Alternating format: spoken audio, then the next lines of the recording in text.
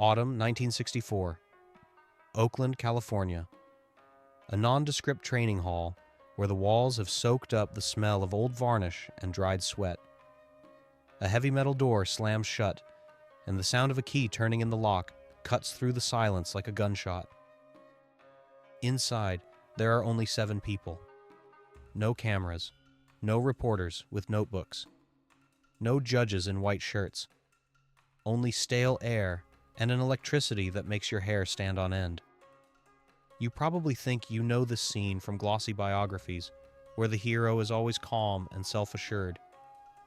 But if we strip away the Hollywood myth, the reality turns out to be far more prosaic and frightening. In the center of the room stands not the Bruce Lee you've seen on posters in teenagers' bedrooms. This is not the philosopher preaching about the need to be water. This is a 24-year-old street fighter whose nerves are stretched to the limit, and in whose eyes one reads not triumph, but an animal fear of the unknown. He understands what historians remain silent about. If he loses today, his career will end before it even begins. But why were the stakes so high? Why did an ordinary fight in an Oakland industrial zone decide the fate of an entire industry? To find the answer, we must leave this stifling hall and dive into the dark alleys of San Francisco's Chinatown in the early 60s. It wasn't just a tourist spot with cheap noodles and fireworks. It was a fortress, a closed ecosystem governed by the rigid hierarchy of the triads and a council of elders. This world had one unwritten law: knowledge must remain within the clan. And then comes Bruce. Loud, brash, obsessed. He didn't just open a school for everyone. He went further. A week earlier, performing on the stage of the Sun Sing Theater, he committed the unpardonable. He openly called respected masters toothless old men and land swimmers, whose movements were beautiful but useless in a real fight. He shouted into the hall that he would beat any master in San Francisco. Can you imagine the level of rage this ignited? It wasn't just disrespect. It was a declaration of war. The Empire had to strike back, but they didn't send hired thugs with bats. They sent a formal challenge. A scroll with a simple ultimatum: a fight. Formally, it was over teaching non-Chinese, but in reality, it was for his long tongue. If Bruce loses, he closes his school forever. If he wins, he is free. Their champion was Wong Jack Man, and this is the most intriguing piece of the puzzle. Wong was not a villain. He was a northern Shaolin prodigy, a direct, honest, and deadly master who came to America not for fame, but for the art. He was the embodiment of order, come to punish chaos. When Wong entered the hall, he expected a sporting contest, an exchange of techniques, a noble duel. He even suggested rule restrictions to avoid permanent injury. But Bruce Lee had no intention of playing by the rules. In his head, only one alarm signal sounded: survival. He looked at Wong and saw not a rival, but an executioner come to take away his dream. Linda, Bruce's pregnant wife, stood by the wall, feeling the atmosphere thicken to the consistency of mercury. No one in that room knew what would happen a second later, but everyone understood one thing: the talking was over. The door was locked. There was no turning back. And when the signal to begin was given, the masks were dropped. The silence in the hall lasted exactly as long as it takes for a heart to beat once. Wong Jack Man, faithful to the code of the ancient masters, likely expected a ritual start, an exchange of bows, testing lunges, feeling out the distance, that elegant dance of death described in treatises. But he made a fatal mistake. He confused sport with survival. At the very second the invisible gong sounded in the participants' heads, Bruce Lee didn't just step forward, he exploded. Have you ever seen a predator lunging at prey driven into a corner? Forget about beautiful stances and polished choreography. Bruce flew out of his corner with a series of straight punches, the famous Wing Chun chain punches, but there wasn't a drop of grace in them. It was pure, concentrated aggression. He turned into a human mill, flailing his fists with such speed that the eye couldn't track the movements. Wong was stunned. He tried to set a block, tried to use his famous long arm technique to keep the frenetic dragon at a distance, but it was like trying to stop an avalanche with an umbrella. And here the story takes a strange, almost surreal turn. Instead of facing the fight head-on, Wong Jack Man began to retreat. At first, it seemed like a tactical maneuver, a step back, moving off the line of attack. But Bruce's pressure was so monstrous that the retreat turned into a flight. Imagine this picture: two great masters, representatives of the martial arts elite, in a small room. One is literally running away with his back turned, while the other chases after him, landing haphazard blows to the back of the head and spine. It looked not like a clash of titans, but like a drunken brawl in a port bar. Where was the honor? Where was the technique? In that moment, they both forgot who they were. Only instincts remained. But why did Wong run? Was he afraid of the pain, or did he encounter something his classical education simply hadn't prepared him for? The answer lies in the chaos. Traditional styles teach how to fight against other styles, but they rarely teach what to do when an opponent turns into a madman. Bruce, gasping from his own rage, finally cornered Wong. There was no decisive jumping kick. There was no cinematic knockout. It ended messily. Bruce knocked his opponent down, lunged on top, and pinned him to the floor, raising his fist for the final blow. "Do you give up?" he wheezed, barely catching his breath. A heavy silence hung in the room. According to the Lee family's version, Wong, pinned to the dusty floor with a battered face and shattered pride, could only nod. "I give up." The fight was over. By the clock, only 3 minutes had passed, but for the participants, it was an eternity. However, when Bruce rose from his defeated enemy, there was none of that light of victory in his eyes that we are used to seeing in the movies. Something was wrong. Why were his hands shaking? Why, having defeated the enemy, did he look as if he had lost the war? At that moment, standing over his broken opponent, Bruce Lee should have felt like the king of the world. He had defended his right to teach. He had proven his superiority. But instead of euphoria, a wave of cold horror washed over him. He looked at his hands, then at the heavily breathing Wong, and a question was born in his head that was scarier than any punch. If I am the best, why was it so hard? He didn't yet know that this victory would be the start of his greatest nightmare, but the mechanism of self-destruction had already been triggered. The door opened, letting in the fresh Oakland air, but the darkness was only beginning to gather. Adrenaline is the most treacherous liar the human body knows. In the heat of combat, it makes you feel invincible, but as soon as its effect ends, it presents you with the bill, and that bill is always exorbitantly high. When the door closed behind Wong Jack Man and the last footsteps of his entourage faded in the corridor, a deafening, ringing silence filled the hall. It would seem this was a moment for champagne, a moment for a triumphant cry. Bruce Lee had just defended his right to teach anyone. He had broken the resistance of an entire diaspora. He had won. But why then was he sitting on the bench, head in his hands, looking like a man whose world had just collapsed? Instead of joy, the room smelled of disaster. Linda ran to her husband, expecting to see a winner's smile, but saw only a pale face contorted in a grimace. Bruce wasn't just breathing hard. He was gasping for air like a fish out of water. His chest was heaving, and the muscles that looked like steel cables on posters were betraying him, trembling with exhaustion. It was a shock.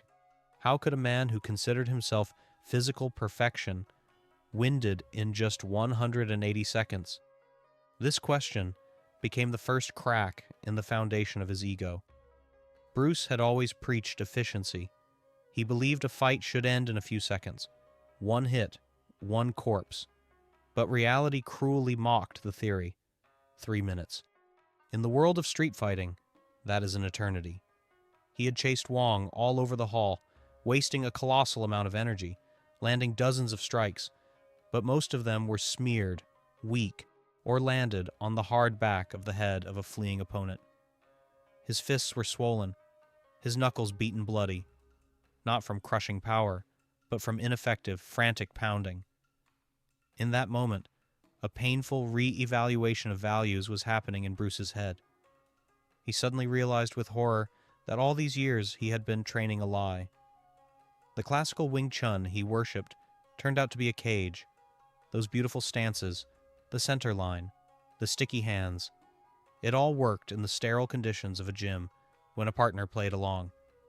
But when the opponent refused to stand still and began to move chaotically, the entire classical structure crumbled into dust. Bruce realized he was like a robot, programmed for only one scenario, and when the scenario changed, the robot broke. Can you imagine this level of despair? To dedicate your life to a system, to become its face, to preach it as the ultimate truth, and then, in a real fight, to realize that this system limits you? It wasn't just a disappointment in a style. It was a crisis of faith. He felt betrayed. The traditions he defended turned out to be land swimming, the very term he used to insult others. The irony of fate hit him harder than any of Wong's fists. But the worst was yet to come. Bruce realized his physical inadequacy. He was strong for demonstrations, but he had no stamina for war. His lungs burned with fire, and this fire scorched away the remnants of his arrogance. If the fight had lasted another minute, the great Bruce Lee might have simply lost consciousness from lack of oxygen. The victory over Wong was a technicality, but inside himself, Bruce knew. He had lost the race against his own potential. Sitting in that hall, as sweat dripped from his nose onto the dusty floor, Bruce Lee made a decision that would change the world of martial arts forever. The old Bruce had to die right there. He couldn't afford to be that vulnerable again. But what do you do when the foundation is destroyed? Where do you go when the map you've used to navigate your whole life turns out to be a fake? The answer hadn't been found yet, but rage at his own weakness had already begun to transform into a cold, fanatical obsession. He would never gasp for air again. He would never be limited by form again. But at what price would he have to buy this freedom? Most people, after a victory, open champagne and bask in the glory. Bruce Lee did otherwise. He declared total war on himself. The morning after the Oakland fight, the old Bruce vanished, and in his place appeared a fanatic obsessed with one frightening thought. The human body is a mechanism that can and must be hacked. He no longer believed in mysticism. He believed only in physics and biomechanics. But how far was he willing to go for this new religion? The answer to that question would have shocked any traditional master of the time. Bruce began doing what was considered heresy in the world of Kung Fu. He took up bodybuilding seriously. In the 60s, there was a rigid myth. Iron makes you slow. Muscles stiffen the strike. Bruce looked at this myth and shattered it. He began pumping his body with the fury of a man building armor. Forearms, lats, abs. He sculpted himself anew, transforming from a skinny street fighter into an anatomical atlas of efficiency. But why did he need this raw strength if he had always preached technique? Here lies the main paradox of his transformation. Bruce realized that technique without fuel is a beautiful but useless machine. He started running. Every morning, in rain and fog, he clocked miles, pushing his heart rate to the limit. He swore that never again, under any circumstances, would he run out of breath in a fight. His endurance became legendary, but his physical form was only the tip of the iceberg. The most radical revolution was happening in his head. He locked himself in his office and surrounded himself with mountains of books. But these were not ancient Chinese scrolls. They were anatomy textbooks, fencing manuals, and recordings of boxing matches. Can you imagine the level of this cultural betrayal? A Chinese master learning how to fight from Muhammad Ali and European fencers. Bruce rewatched Ali's fights, frame by frame, studying the footwork, and realized a stroke of genius. A boxing jab and a fencer's lunge were more effective than any fancy crane or tiger strike. He began to ruthlessly cut away everything non-essential. He called traditional styles classical mess a trap that teaches you to swim on dry land. He threw out 90% of what he knew and kept only what worked instantly. Thus was born Jeet Kune Do, the way of the intercepting fist.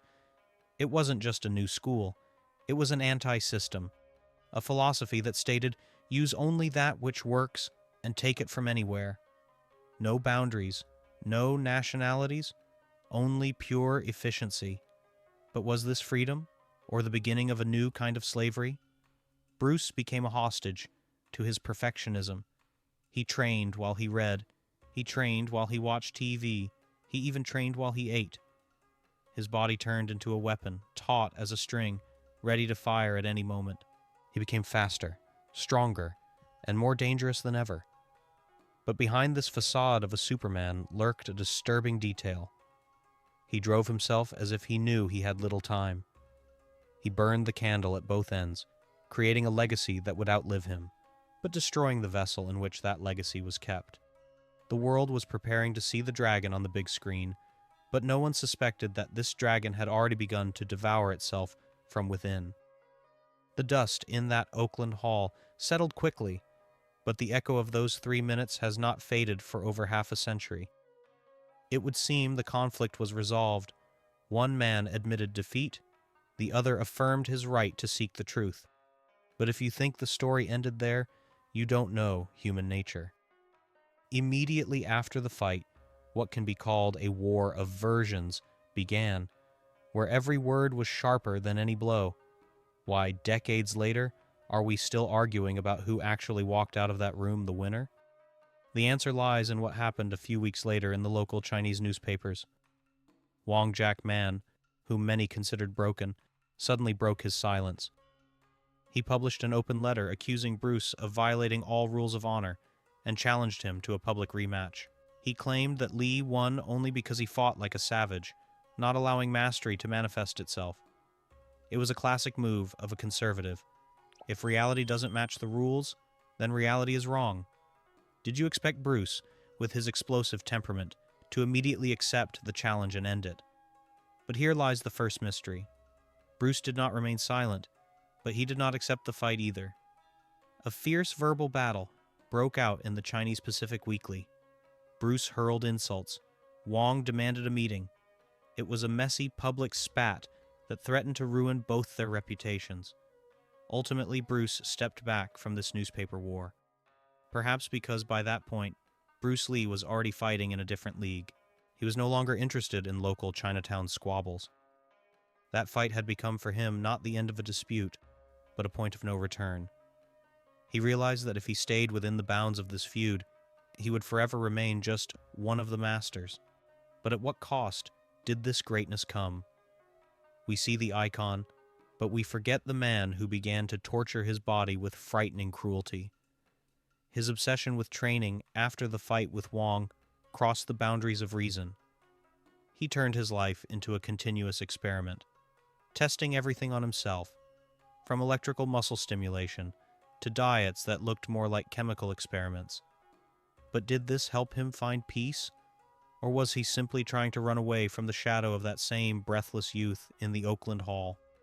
The fates of the two fighters diverged to the extreme ends of the spectrum. Wong Jack Man lived a long, quiet, and by all accounts dignified life. He continued to teach tradition, remaining faithful to his ideals until his death in 2018. He became a guardian of the past. Bruce became the embodiment of the future, but that future burned out too quickly. And here, the most uncomfortable question arises. Which of them actually won this lifelong marathon? The one who became a god to millions, but left at 32? Or the one who remained a man, staying true to his roots and living to a ripe old age? The battle in Oakland was not just a fight for the right to teach white people, or for wounded pride. It was a struggle between a safe past and a dangerous future. Bruce Lee won because he was ready to destroy himself to create something new. He sacrificed his health, his traditions, and ultimately, his life on the altar of efficiency. But when we look at modern, mixed martial arts, at how people all over the world train today, we see his triumph. But have you ever wondered if this victory was worth the silence that Wong found? We love heroes for their invincibility, but we respect them for their wounds. Bruce Lee became a legend not because he was perfect, but because one day in a dusty hall, he realized his total inadequacy. And this honesty with oneself is the rarest quality a fighter can have. But there remains one last, most bitter question. If Bruce had known where this fanatical pursuit of perfection, which began that evening, would lead him, would he have walked through that door again? Or would he have chosen Wong's path, the path of peace, obscurity, and a long life? We will never know the answer. We are merely the heirs to the chaos he left behind, trying to become water in a world made of stone. And perhaps it is this eternal doubt that makes the story of their fight immortal.